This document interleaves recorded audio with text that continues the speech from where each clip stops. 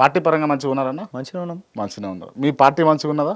మా పార్టీ కూడా మంచిగా ఉంది. రేవంత్ రెడ్డి గారు మంచిగా ఉన్నారా? సూపర్ ఉన్నారు. సూపర్ ఉన్నారు. కానీ రేవంత్ రెడ్డి గారికి చాలా యాంటీ అవుతా ఉంది రాష్ట్రంలో. దీన్ని ఏమంటారు మీరు? అంటే కొందరి వాదన అట్లా ఉంటుండొచ్చు.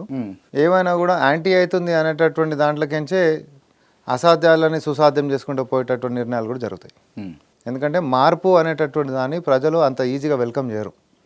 ఏదైనా సరే నీకు ఒక బట్టలే ఉన్నాయి లేకపోతే చెప్పులే ఉన్నాయి అనుకో, రెగ్యులర్ దానికి అలవాటు పడ్డావు అనుకో, దీన్ని తీసేయాలంటే నీకు మనసు దరియదు.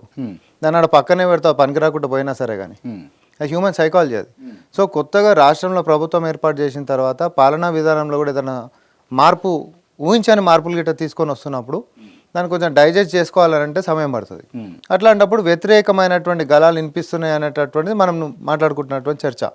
కానీ దాని తర్వాతనే మళ్ళీ నిన్న మొన్న కూడా మనం వింటున్నాం కదా, ఎవరైతే వ్యతిరేకంగా కొంచెం శాపనార్థాలతోటి మాట్లాడినటువంటి వాళ్ళే తప్పైపోయింది, మేము ఆ మాటలు వెనక్కి తీసుకుంటున్నాం, దీని వెనకాల ఉంటున్నటువంటి సదుద్దేశం మాకు అర్థం కాలేదు అలా